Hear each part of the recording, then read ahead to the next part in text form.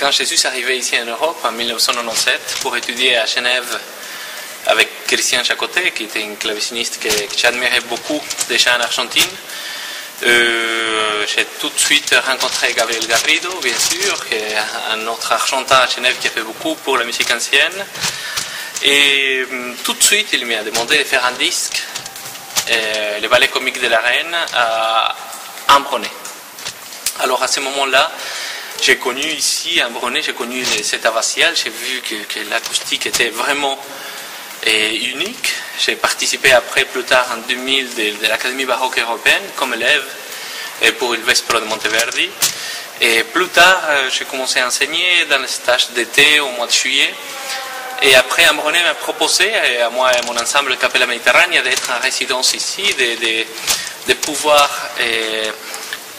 ici créer de nouveaux programmes, appliquer la recherche et tout ce qui nous excite toujours en musique, c'est de pouvoir découvrir et faire vivre la musique qui les mérite vraiment et la transmettre au public avec la force, la passion la plus grande, et surtout les musiques latines, c'est-à-dire tout ce qui est autour de la musique italienne et tout ce que cette musique a fait rayonner. Alors bien sûr que c'était une chance énorme pour moi comme artiste, c'est que Alain Brunet a la chance qu'il nous a donnée, et à moi et à mon ensemble, parce que la résidence signifie des disques, la résidence signifie un appui pour la recherche de musique, un appui sur la logistique totale dans les lieux, aussi pour faire des opérations pédagogiques, pas seulement pour les stages d'été, sinon on a fait beaucoup d'interventions autour d'Ambronay, surtout pour le conservatoire de Bourg-en-Bresse, où on a fait un opéra du XVIIe siècle français, et on a fait des stages Bach cette année. Ça veut dire que